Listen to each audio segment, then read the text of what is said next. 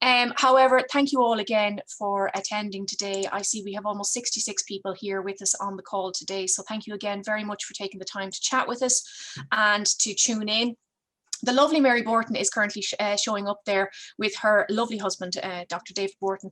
And Mary is both a member of the society, but she's also a clinical psychologist and has been working in this area for well over 25 years at this stage. She's a colleague and a friend, and I'm looking forward to hearing her talk today and what we're talking about. As far as I'm aware, I can be heard and I can be seen by some people, Julia, so I'm not sure what the problem is on that. We are having some technical difficulties, as I said, but at the moment, as far as I can see, we're all set to go. Let me see, I see Mary's hand up. Mary, can you hear me all right? I have no problem seeing and hearing you. It keeps telling me I cannot start my video because the host has stopped it. Okay, well, I'm going to, let me see if I can change your role to an attendee. Nope. I might try it again. Well, that looks like we just chucked her out. Oh my goodness, this really is a technical nightmare. I'm glad to know that we have one part of the week that has a couple of hitches in it. While I'm waiting on Mary to rejoin us, and I'm hoping she can rejoin us through the link. And I know I had with the team in the background there, keeping an eye on whether she rejoins as Mary Borton allowed to talk. Mary, now can you hear me? And I'm allowing you to talk. Allowed to talk. Oh, wrong, Mary. I can hear you, no problem. It's the video. It's the video. I right. don't think we have a permission for the video now. The video. It's interesting because I did set it up for you. Sorry, guys, while we're trying to work this out, let me just remind you that one technical thing that we actually did get right this week is that the app is currently sitting in the Apple App Store and the Google Play Store. And we'd be delighted if you would check it out, download it, get it working, and tell us how you feel about it and what is working and not working on it. This is a collaborative phase of the app being launched. So any feedback that you have on the app would be very welcome and much appreciated. And this is phase 1 of the app. As I said, it's all around the food list and shopping and going and the shopping lists. Phase 2 will be around eating out, and phase 3 then hopefully we'll be getting more into the more medical territories. Okay. So to the best of my knowledge, we have everybody is in. We have 75 attendees on the call at the moment. Mary, there you are. Oh, I can see you. Oh, hello. Wonderful. Oh, fantastic. I'm delighted. Let me just reiterate, this is Mary Borton, clinical psychologist. No, stop there. Counselling psychologist. Counselling psychologist. Well, look, have to get it. Hairs. Yes, well, look, the comedy of errors, exactly. Mary, we're delighted to have you today. Thank you very much for taking the time to talk with us and to be involved in Awareness Week for 2021. Mary, as I mentioned, we have launched the app today. In case anybody missed that, we've launched our app. And this has been a long time coming, and we're really looking forward to our members using it and getting used to it. I suppose really what we hope it'll do is will lessen the level of anxiety around shopping and knowing what to eat as a celiac. I suppose really that's the key thing for a lot of first-time celiacs or for celiacs who've just been diagnosed. This can be an issue. What do you recommend or what are your thoughts around that? I logged into the app and I was thrilled to see it because there's a huge issue around information and misinformation and how we access it. We're terribly lucky to live in the digital age that we are. I've got an app on my phone, Find Me Gluten Free. There's so much we have now that we didn't have, and I'm all for focusing on what we have as opposed to what we don't have and trying to work with it. There's always the caveat of be careful what you read, be careful. So the gold standard is to go through your society. And even at the very end of when we'll get to talk about adherence and the importance of that. But one thing that pops up in so much of the literature is being members of a society, the benefit of that. It's standardized. It's a bit like it's a bit like research. It's peer reviewed. Same with when you go through the Celiac Society, you know the information you're getting is safe, and that's where most of us come from, a safety issue and expanding what we can have and expanding our lives, I suppose. And Mary, what's your relationship with the society? I know you're a member, but maybe people would like to know the context behind that. Sure. I'm trying to think how many years I remember. My daughter, who is now almost 19, was diagnosed when she was 6, 7. First celiac in our family, so very, very new to us. Nearly the first question you're asked is, are there celiacs in your family? There weren't. You could say we were lucky. We're both a medical background. Previous life of mine, before I became a psychologist, I was a registered nurse. So I came into it with a certain amount of information. My husband's a doctor. So we're very lucky from that perspective. It was a lifesaver, because when it's very new, and we were going to talk a little bit about anxiety today. Your anxiety goes through the roof with any diagnosis, almost any diagnosis. There's a lot of literature around health-related anxiety and whatever else, because we all more or less blithely go through life not really thinking of things that could go wrong. That's fine. That's how we exist in this world. So when something, as we perceive, does go wrong, the anxiety goes through the roof. And mine did. Mine certainly did. And as a parent, and trying to get it right, and the pressure that puts on you, which again ties into women tend to have higher levels of anxiety. But we're also tied in, we tend to be the caregivers, we tend to be the ones who do the shopping and the cooking and the delivering of dinners. Feel free to leap in there, any male participants, to say you're the main shopper and cook in your family. I'd be delighted to hear from you. But that's the reality of it. So I remember the anxiety of it. I remember going on Amazon and buying every known gluten-free flour and having a dedicated section in the kitchen. I threw out most of the flour eventually, because it was the reflexive reaction to me. I'm a problem solver, so I got busy. I think at the time, Phil Vickery, if I remember correctly, had done a lot of gluten-free stuff. So I bought his gluten-free cookbooks. And again, when I was researching all this, the notion of mastery, the notion of control, that's where we get confidence from. That reduces the anxiety, it reduces the distress. So most of us kick into that problem solving mode if we can. And is that one of the solutions you would suggest in relation to, I suppose, first time diagnosis, or is that almost like a knee-jerk reaction? Is it like we sort of think, how can I fix it? How can I make it all right? How can I get control of this? I think it's both, to be honest, because, presented with anything that's new, and especially if there are not already celiacs in your family, it's probably a little bit different if there's already celiac members, especially in your close family. You might be familiar with it, so the panic mightn't be there quite as much, but there's no escaping. The answer to celiac disease is the gluten-free diet, and adhering to the gluten-free diet. That's your best outcomes. And again, a lot of the research looking at celiac disease, certainly from the psychological perspective, it's all measured on quality of life, and quality of life is tied into dietary adherence. So while it may be a reflexive reaction, it has to be part of the ongoing story as well, because it's evolving all the time. And even when I was doing all this Google searching on this, you were keeping me awake at night doing the research on this. But it's interesting to go back even 15, 20 years. So much of the research then was around the difficulty in getting the food. It was so limited then. This is me coming back from perspective again and focus on the positive. There is so much available to us now that didn't exist 20 years ago. Even my own memories of primary school, I clearly remember one little girl in my primary school class, and I can still see her unwrapping her little tinfoil package at lunchtime in our little country school, and this small little slice of white bread. It looked awful. That was her lunch. And I remember that. I have that vision clearly in my head. We have members who talk about buying bread in tins in pharmacies, who can still remember that. The comfort is the fact that there are, like you say, there is such a wide variety now, and of course that's all available through our food list, which you are familiar with, and now you are familiar with our app as well, which we're delighted to say is available. And I suppose, yes, it's the initial anxiety and the feeling that you've no control over how you react and how your body reacts. But of course that's par for the course, is it not? That we always think like that. What can I control and what can't I control? Yeah, that's normal, but anxiety is normal. Anxiety is part of the human condition, whether we like it or not.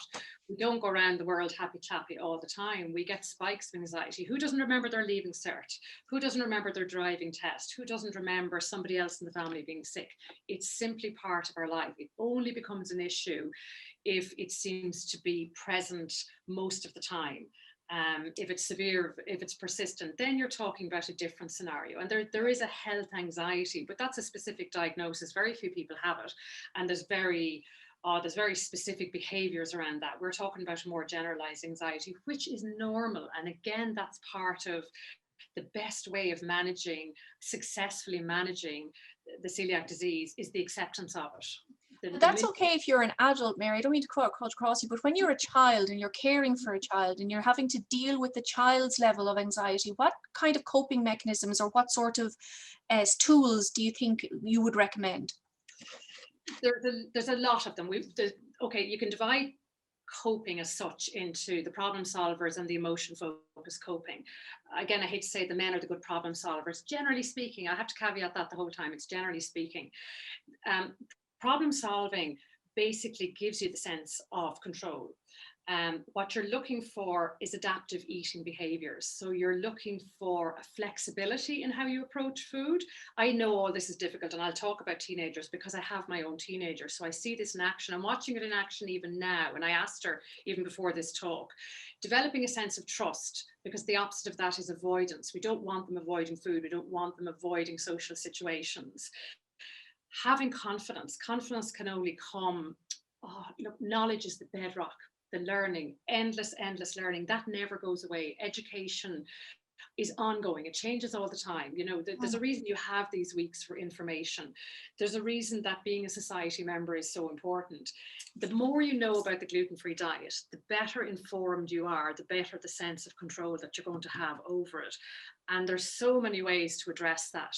But what you're looking for is the problem focused style of coping that you can, when you find yourself panicking, that you can bring it back down to what you can actually achieve. It's the controlling the controllables piece. I don't say it lightly. I know it's not easy. And I know some of this, obviously, is hugely dependent on where you live, your access to food. I've got a Marks and Spencer's on my doorstep.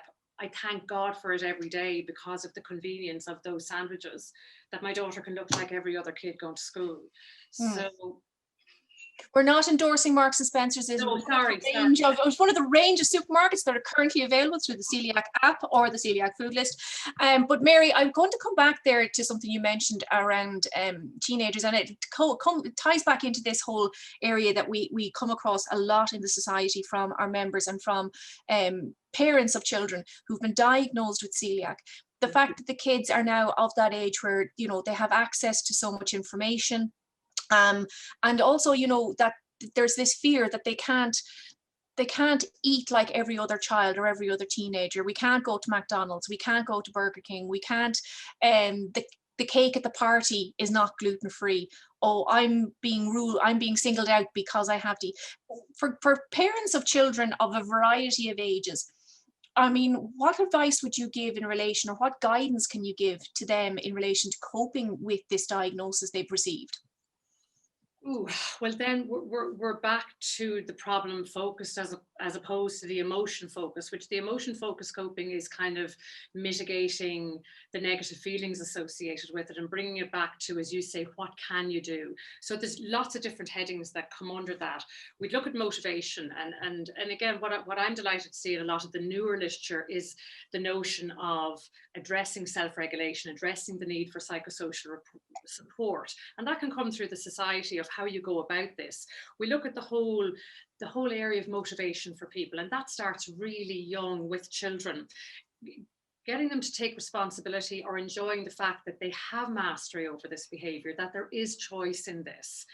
The whole notion of values, how they see themselves in the world, how you and I see ourselves. Are we consistent? There are personality types, the kind of more perfectionistic, rule obeyers, whatever, that do well with stricter diets. So kind of tapping into that. The identity piece is crucial. The acceptance that this is simply part of you, not, you know, it's part of the whole. We've all got millions of facets, and this is just one facet to us. When you get that motivation going and that sense of ownership, and when you can stick to the gluten-free diet, you begin to feel better. And then to reflect that back, you only feel better because you're the one who has taken mastery of it. You're the one who are making the effort for it. There's lots of stuff to learn around self-regulation for both children and adults, because it's a new world no matter when you're diagnosed. The whole label reading thing. if you conquer the avoiding contamination at home, if you become the master in your own kitchen, that'll give you confidence about going out. Again, I don't say it lightly, because especially with teenagers, there's a huge issue about being different, about being singled out. And something popped up in the literature about making something invisible visible once you go out. So imagine most teenagers in a group putting their hand up in a restaurant going, oh, look, I'm celiac, so I can't have X, Y, and Z. My daughter personally won't do that. She's got a great little buddy who tends to do it for her, who's a bit more out there. So that's one answer. Get yourself a buddy who's happy to do it. But to begin that process of a very gentle way of not being afraid to ask the questions about cross-contamination, about the food prep and all that kind of thing. The notions of planning, now these are adults and teenagers, this is for everybody. The idea of planning, the idea of knowing where you can, if you're going somewhere in town. Now again, this is where the internet is amazing, that people will go online and go, hey, I'm heading to Athenry or wherever, where's good to eat? And you will get all those answers. We couldn't have got those before. So we can plan in advance. Carrying gluten-free food, that's your fail-safe. We certainly did that for years. We used to go to events down the country. I had a serious esky going on in my car. But it meant if there wasn't availability, my preference was that my daughter would eat where everybody else was eating. But if it wasn't possible, I always had a backup. That's the parent piece of it. Yeah. And then planning as well for the what if consequences. What if you get it wrong? To have those safety nets in place. And that's what we do in psychology the whole time anyway. Imagine worst case scenario. Rarely happens. If you can imagine it, you'll cope with anything else. Knowledge, keep coming back to knowledge. Knowledge is king. You feel the whole thing of self-efficacy, your confidence, all comes from your knowledge base and living it. Like you said, the ownership. And I'm a firm believer in ownership, even when it comes to how we operate in the society. Everybody owns their role. They own the decisions and the actions that they take. And I'm very much a believer in that. And it's about, owning something gives you control back. It gives you that sense of control, this sense of I can manage it. And like you say, we can manage it best with the information we have at hand. And that's what the society is there for. And it's just, like you say as well, that's how you manage your anxiety and how you manage your own mental health and well-being around the diagnosis and being diagnosed as celiac. The adherence to the diet, sometimes it can be a bit onerous. Yeah, it is. And, we don't live in a perfect world, and we all have good days and bad days. That's a given. So we all know about the carrot and stick approach. We all know how to encourage children to kind of live the best life they can. So we know that encouragement beats criticism hands down any single day, but we also have to be able to do that for ourselves. So to not beat yourself up if you make a mistake, if you get it wrong, if you're very tired, if you're very emotional, if there's a whole list of reasons. I mean, we all get really busy at work. And if food is not available, of course, the temptation is going to rise to just take something in the hope that it'll be okay and you won't have symptoms. And again, it gets tricky. Some people seem to be more symptomatic than others. So there's perhaps a greater temptation if you're going to, dare I say, get away with it. You're not going to get away with it, but you may not be as sick as somebody else. So that's part of the package, accepting that every day is different. And that's where we come back to planning. You do your best to plan, but none of us can plan for the perfect world. You're going to have a day where you're tired, where your energy is low, something might happen. You might just feel unwell and things can slip. That's human. And to be forgiving of yourself. And that ties in with the teenagers. There always seems to be this fear around teenagers kind of going out there in the world and just risking it in order to fit in. That's always a danger. But that, if they've had ownership of it from an early stage, you have a greater chance of them being confident enough to stand their ground and say, look, I actually can't eat that. And I do know it's a big ask for teenagers. No, I totally agree with you, because it's, as somebody has said here on the chat, there's that fear of people shaming you. Oh, look at you. As Debbie Nicone, who has her new t-shirt, celiac t-shirt range, you great big celiac, that kind of thing. You can get that. Okay. I see a question here. I just see, Question regarding eating out, particularly when traveling for work with colleagues. I dislike being Exhibit A, where everybody is focused on me asking, where can you eat? Can you eat here? It comes from a good place and I'm delighted they want to accommodate me, but dislike being Exhibit A. Any tips apart from a giant list of suitable restaurants in City X? Yeah, I suppose as the mother, own it. I just say own it.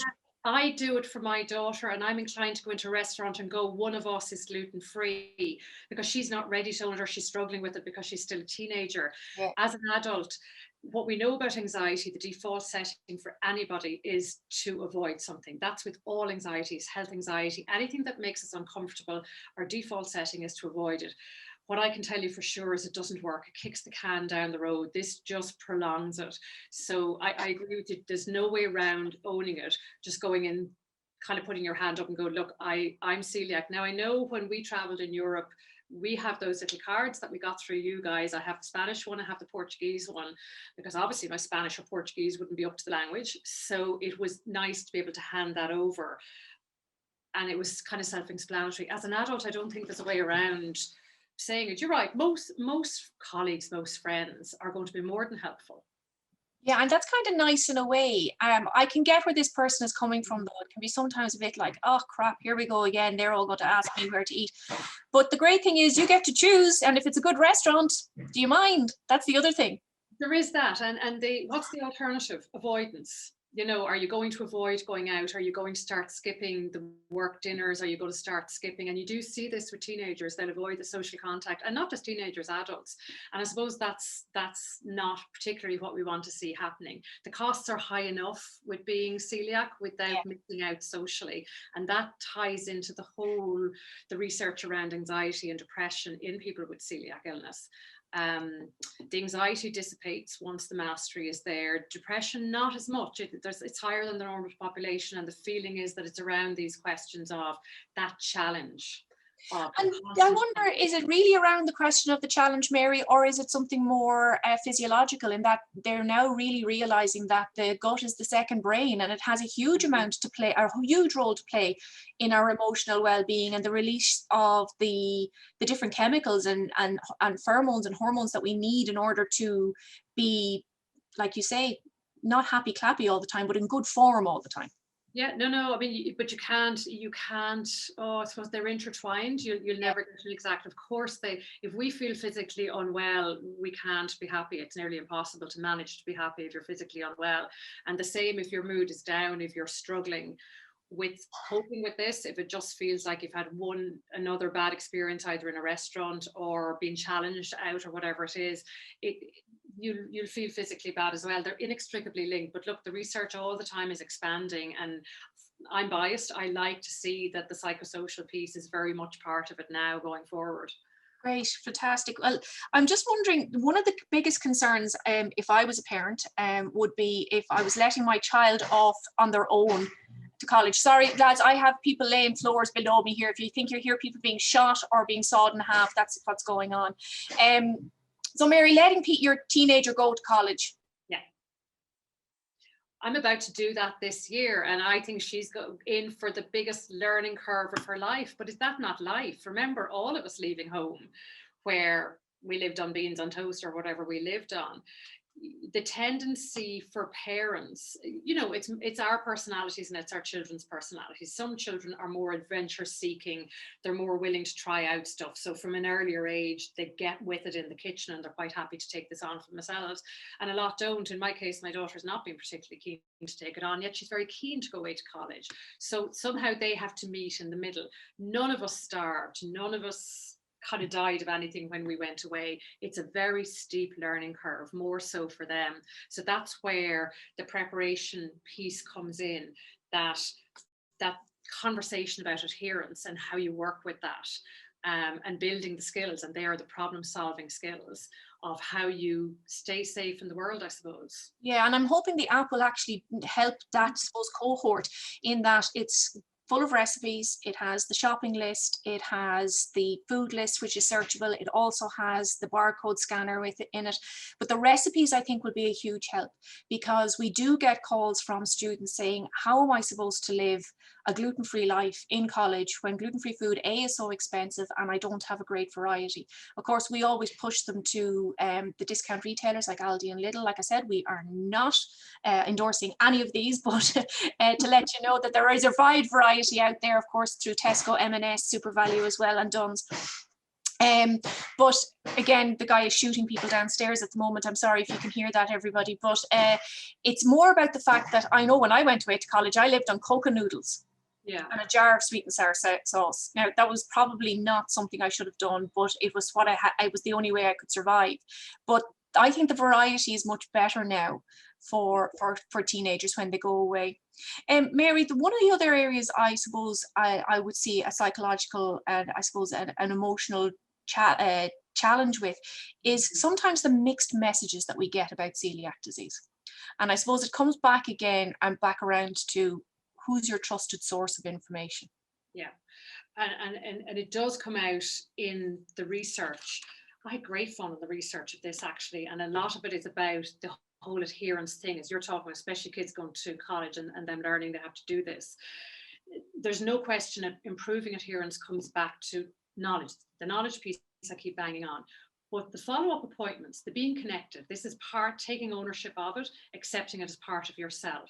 If you're diabetic, you'll have your regular checkups. If you're asthmatic, you'll have your regular checkups. If you are celiac, you need to connect with that medical model. It helps with the taking ownership. Even having a telephone, you guys have a telephone line that people can ring. In an ideal world, they'd be instant, trustworthy sources.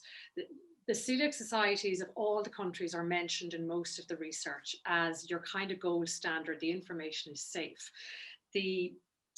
From the medical model, most of us get sent to a dietitian, and it doesn't have to be a one-off to continue to link in. I've linked into some of Sarah Keogh's stuff, and it's great. And I must admit, I'd stopped doing that because we get a little bit complacent, but the reminder piece is no harm.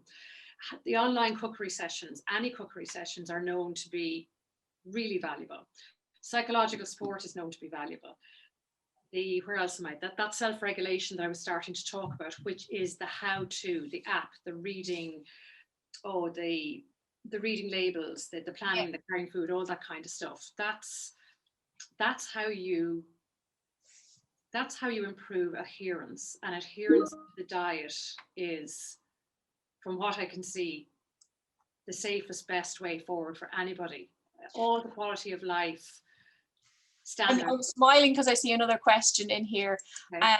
which is, how do you manage work colleagues who see you as attention-seeking and restaurant staff who label you a crank and think you're similar to vegetarian or vegan? Oh God, I have been that soldier. Yeah. Look, do you know what we all have? And I would say in my work here, in my practice, that's their stuff. You're not going to meet nice, cuddly, friendly people everywhere. But the more confident you are in taking ownership of it. Look, we all know how we deliver a message will influence what we get back. If we're reasoned, you can expect reasoned replies. I like to think it's improved. I know I've seen a difference in restaurants now that I used to go in and say, look, one of us is gluten-free. And now I'll be asked, now, are you actually celiac? And I say, yes, and a very sensitive one.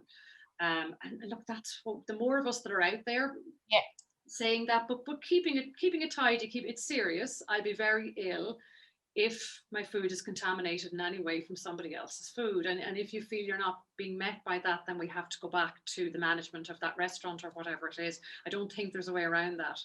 You know, and that's why we are hoping to launch later this year online catering training for the restaurant industry, and that we will try and help the restaurant industry to tap into what we feel is a huge untapped resource in relation to gluten-free eating out.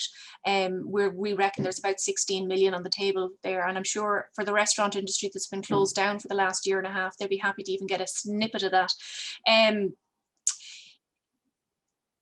I'm just wondering, they have a question here, Mary. This is actually an interesting one. You may or may not, given both your psychological and your nursing backgrounds. My son got diagnosed with type 1 diabetes in 2019 and celiac disease in 2020, another autoimmune disorder this year. He's getting cramps before school every morning. He is late most mornings. We are completely gluten-free. His doctor says take Buscopan, but not working though. Could it be an anxiety problem? Or should he go ahead with more tests? He's 18. Could be the leaving cert. Yeah, gosh, I hope he's not in the leaving cert year. Gosh, the only way to find that out, I suppose, is really to ask him and see what the experience of school is like. Because, you know, usually anxiety is about something. So if that can be, and a lot depends on how the school handle it as well. Is he, you know, is there any issue with him going in late to school? What's school like for him? How difficult is lunch for him? Is being celiac and diabetic really impinging on his quality of life, interacting with his peers? Has he been in any way picked on, bullied, whatever else? There's a whole rich life that goes on in school that we actually very often don't hear about as parents. So I think it might be worth exploring a little bit what school is like. Yeah, he's in fifth year, not leaving cert, so that's just been clarified there. Okay, yeah. A lot is to do with what school is like for him. Do you know, and you'll hear a lot of people, they don't want to be labeled as anxious if it's real physical symptoms, and that's back to your GIT specialist to see if it can be found that there is a specific cause for it. Guy seems he's been through it, you know, diabetes, celiac, and another autoimmune this year. I mean, you know, he probably just feels what next, you know, and that probably could do with just chatting it out with somebody, perhaps, maybe just getting it off his chest. Yeah, look, obviously I'm biased. I'm a counselling psychologist. We're living in weird times apart from anything else. Anxiety has gone through the roof anyway, without even having all this on your plate, and the difficulties with managing this when appointments are not face to face and all that kind of thing. Bottom line, sit down and ask him, you know, and ask him, even is he open to talking to somebody else, because we know teenagers don't tell us everything. They're kind of not meant to tell our parents everything. We never did. So is he open to going to talk to somebody, and that'll tell you a lot. Okay. I hope I don't know whether to call you listener or viewer or participant. Hope that's helpful. Mary, your own daughter is, like you said, sitting leaving cert. Does she find it difficult to, I suppose, feed her brain at this time, given that she is celiac? Yes, is the short answer. Look, the whole feeding, I'm quite comfortable doing it at home, but she's out in school all day, and show me a leaving cert student that the parents are not kind of hovering and getting a decent dinner into them, and they look, she's drinking too much coffee, I know she is. That's the leaving cert, and this has been a particularly challenging year anyway, and they're doing all these assessments and they're going on and on and on. Is she in optimum peak physical condition? Probably not. Show me a leaving cert student who is. And when you factor in the anxiety, and when you factor in that they haven't been in school and they've had all these endless assessments because they didn't have mocks and whatever, again, it's about being realistic to it. You know, sleep is an issue because they're stressed, and again, that's tied into some of the stuff I was reading on fatigue is common in celiac disease. That's right, and brain fog. So is poor sleep. So chicken and egg. And I suppose it's difficult all around for them to really get a handle on it to a degree. And it's the last thing they really want to be thinking about right now. You know, it's not as if they can just like pop across the shop and grab a bar of chocolate and a packet of crisps and a banana. The banana's all right, but they can't be sure about the you know, what the usual things that teenagers eat, which are crisps and chocolate, as we know, most of them. But, you know, it's that kind of thing as well. I'm the only person in my family to be diagnosed with celiac at the age of 42. Fair play. God, yes, that is tough. As far as I know, Mary, your daughter is the only person in your family to be diagnosed with celiac. Take ownership of my celiac disease, and when attending at a restaurant, I give my order to the waiter or waitress last to highlight I'm celiac. Looking at the new app, and it looks good at first glance. Thank you very much. I appreciate that. Thank you for that. Somebody would like to make an appointment with you, Mary. Oh, well, they can either, whether they can direct message me or through yourselves, if that's okay with you, whatever, there's no problem. If you get in touch, that lady who just asked the question there in relation to meeting Mary, get in touch with Andrea, or Jennifer, who are on the call there at the moment. If you go into the chat, and you should be able to find them there on that for yourself. If not, come back to info@celiac.ie. Mary, I just wanted to ask you, how are you feeling now about your daughter going to college, knowing that she'll be able to have the Celiac Society app in her hand? Not that I'm harping on the app at the moment. I'm thrilled, because actually it's going to allow me to transfer the ownership piece, because we tend to do that. And, we were talking about the different ages people are diagnosed. In some ways, it's relatively easier with small children because we manage the food at home anyway for small children. We all remember blending endless amounts of organic food and put them in ice cube trays for teeny tiny kids.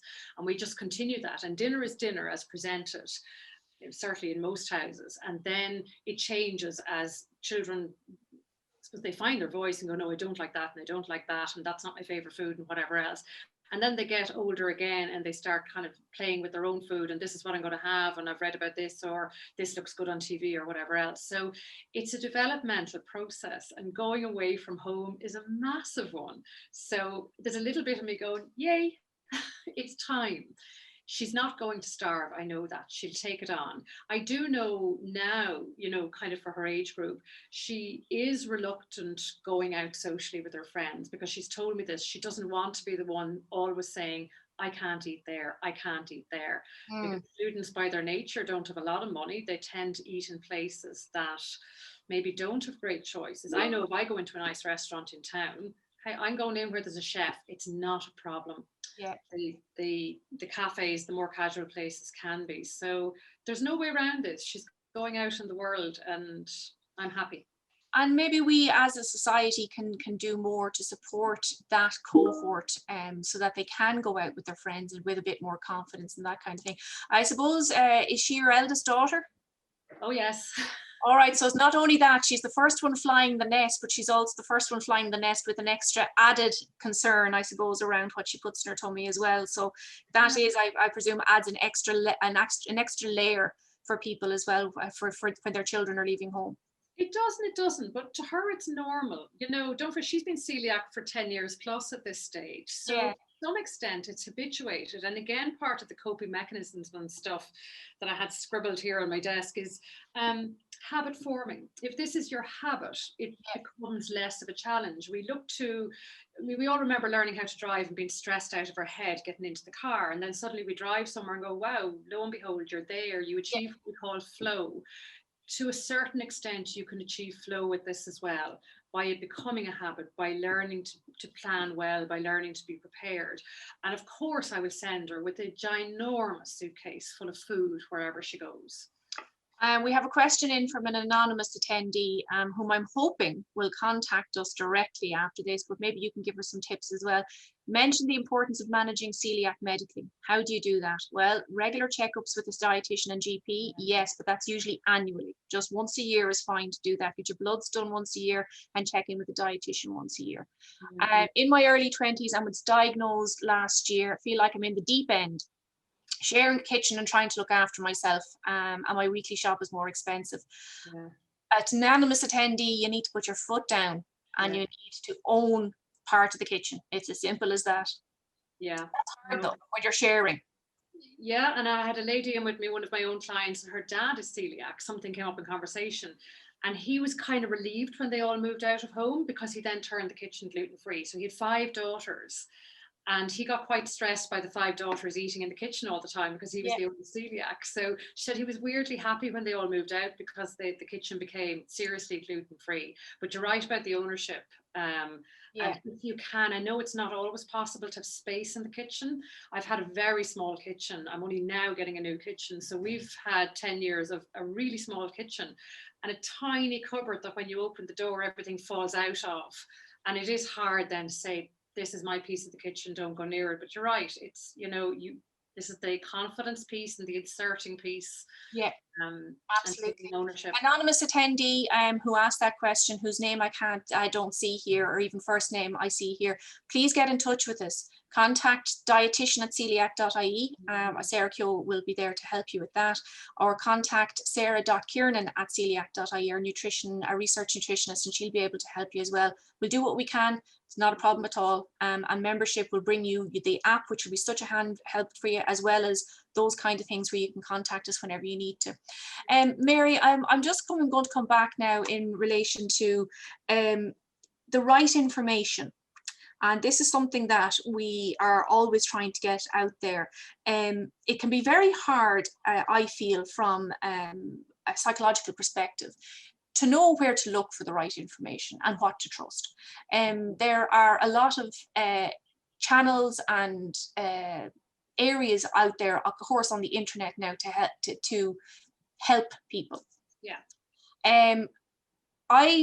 I'm biased, obviously, because I am the CEO of the Celiac Society, and I feel that we do an enormous amount of work for our members and for the community at large. But really, it does come back to, you know, how do you instill trust in what you're telling? Like, I mean, what advice would you give us as a society in order to growing that trust base out there? Oh gosh, that's a big one. Well, it's like an elephant. Start with the toes to eat it. Yeah, I suppose the only way to develop trust is to live it. And the more we're not afraid to voice it and take ownership and be clear about what it is, and develop maybe relationships with people in restaurants. Look, I'd never throw the baby out with the bathwater. The internet's amazing. Like, you can log in and go, I'm going to such and such a place, what's out there for me? And then you can share that information. But all of us know as adults, it's always caveated. Everything you read on the internet has to be caveated unless you know it's coming from a reliable source. Anybody can post anything. So that's, I suppose, as you get more confident yourself in what you need and what you don't need. So the fundamentals don't change. The fundamentals start with, it always starts with diagnosis, which is medical based anyway. So the bedrock is your medical diagnosis, your medical team. And I know, you know, we don't have to go to our medics all the time. Thank God. The dietitian is very much the next step in that thing, and that it's an ongoing process that you never finish learning. And it's up to us, I suppose, to disseminate that learning and to talk to people. Because again, some of the work with adolescents is to get over that huge hump of the being able to talk about being celiac, that there's no shame attached to it. They're not, what that girl was saying earlier about being at work, being kind of the center of attention, or, you know, people thinking you're just making a really big deal about it. You're not. It's giving priority, I suppose. It's about, like I said, ownership. I mean, if somebody told you that they were going to eat something and their leg was going to drop off, okay, it's a bit extreme, but if they knew that we take a peanut allergy very seriously, we just don't, people don't take celiac disease very seriously because they can't see the immediate damage that's being done internally. And that is something I think as a community we certainly need to emphasize more, that this is just as dangerous as a peanut allergy, in that, okay, we're not going to drop dead today, but we are going to have lifelong conditions that we're going to have to deal with for a longer period of time. And that is not to minimize peanut allergies or anything that causes anaphylactic shock, but it's more along the lines of we have to communicate that it is just as serious as those kind of conditions. Mary, I'm noticing the time, it's coming up to 1:45. I am just seeing some more things coming in here. I see for young, the lady says, I've been celiac for 10 years, diagnosed celiac for 10 years. And she said specifically stated to the rep, and it's about owning the advices again, that she politely be definite about being a celiac. So fair play. Thank you very much, Ms. Sinnott, for that. I appreciate that that feedback as well. Like I said, I just any final thoughts, Mary, before we finish up? I know I'm hoping that people are feeling that this was something that that was useful, because we do recognize the fact that there is a lot of psychological and emotional well-being around being diagnosed with celiac disease. Have you any final thoughts to leave us with? I suppose I'm looking at the screen there, there's 93 participants. I go out of my way to ask about gluten-free no matter where I am. Whether my daughter's with me or not, that's not relevant.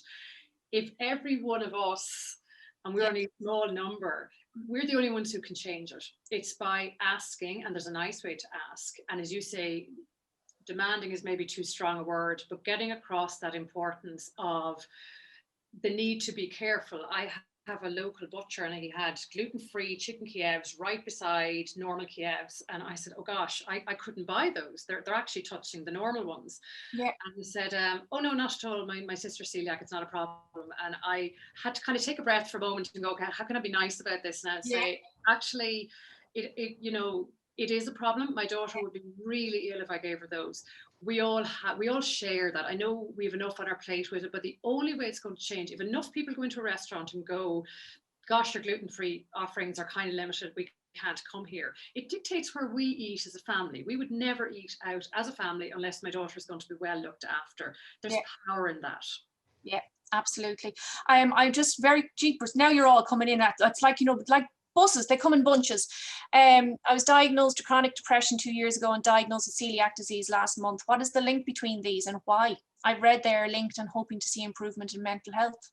Yeah, they're tied together. Again, the research is mixed in it. It's common to have low mood with it. Some of that is before you're diagnosed, you feel awful, and we talked about fatigue earlier, poor sleep patterns, all that, they're all tied in with celiac disease. And then when the gluten-free diet kicks in and you feel physically better from it, then you have the challenges of, like those other people said, having to kind of put your hand up and go, look, I'm gluten-free, everyone's having a great time, they're out for dinner, and you feel like you're the only one putting your hand up and saying, I can't eat here or whatever else. That's difficult. It takes its toll. The shopping is expensive. Your choices are reduced. There's no point pretending. I was going to say nobody would choose this, but actually Novak Djokovic did choose to go gluten-free. This is right, and made a, yep. And then he started winning Wimbledon. So my daughter's a celiac, can't fathom why anybody would choose to exclude a food group. She really doesn't get the whole vegan thing at all. She can't understand why you choose it. So it's hard. So why wouldn't it affect your mood? Anything that's chronic, we struggle with. We're brilliant in emergencies. Anything that goes on, and celiac disease is chronic. That's a known psychological effect. Again, that was from anonymous attendee. I'm hoping it's the same person, because we can definitely help you there. So please do get in touch. Somebody else has just mentioned, and I suppose this is more of a medical question, but maybe not. I get celiac for 20 years and get serious autoimmune illnesses every so often. Is this common with celiac disease? It depends. Other conditions definitely arise. Why don't you make an appointment with our dietitian, and then we'll be able to go through and see what's going on there. As a member, you get a discounted rate for the dietitian. And if you hold off till June, we might have something coming up around dietetic appointments. So, wink, wink, nudge, nudge, hold off till June. Mary, I really think that's all the questions that have come in. I'm really delighted to have had the opportunity to chat with you around this, because for me it's always been something I've seen as very much connected. Our mental well-being and our gut well-being, I think they're, like you said, you're never happy when you're sick, and if you're terrified about what you have to put in what something we do every day to live is to eat, and if you're terrified about what you put in your mouth and how it's going to make you feel, that can be very debilitating and very much brings you down an awful lot. So thank you again. I want to say the event today was sponsored by Promise Gluten Free, as is the entire week. We had some prizes. We have some gluten-free hampers, and the people who are on the call today, we picked you at random. So if you stuck around till the end, we will be in touch to get you your details so that we can email you about sending out the gluten-free hampers. Don't forget, there is the Kids Club art competition is online. So if you have kids under 16 and under 10, there are some fantastic prizes to be won there. There is our strategy for your perusal and review in the member section of the website. Please, by all means, go in and have a look at it and come back to us if you have any feedback or any thoughts on how we can improve. Remember, it's a living document, so it is a guide in relation to how we're going to achieve the objectives we have in the strategy, but we are hoping that it is something that all members will be pleased with. And did I mention we have an app? I don't know whether you've noticed or not, but we actually have an app. It's currently available in Apple, the Apple App Store and the Google Play App Store. And as you can imagine, we are absolutely delighted with it. And like I said, it's a collaborative affair now at the moment. So whatever's not working, please let us know. You have an opportunity to upload foods via the app if they're not in our food list, but at the moment our food database has probably about 8,000 food products in it. Not all of them have barcodes yet, so we're just working with the manufacturers as closely as we possibly can in order to rectify that. Mary, that is it, and all I can say is a huge thank you, personally thank you for doing this for us this afternoon. It really has been a pleasure chatting with you, and I hope you enjoyed it too. You know, I did, because I didn't really know exactly what was needed or what was to be delivered. And I encourage everyone to kind of start with the notion of I need.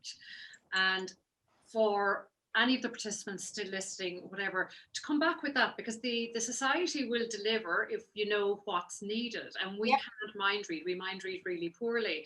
I've really enjoyed it. I've really enjoyed doing the research on it. It's made me think long and hard about how we operate at home, and my daughter fledging and all the rest of it. And we're all learning all the time. So if everybody participating had an I need statement, that's how we'll grow, and that's how we'll deliver the need. Fantastic. Listen, Mary, thanks a million. It really was lovely to see you today, and thanks a million for your time. And to everybody who joined in, all 96 or 97 of you have 1 point.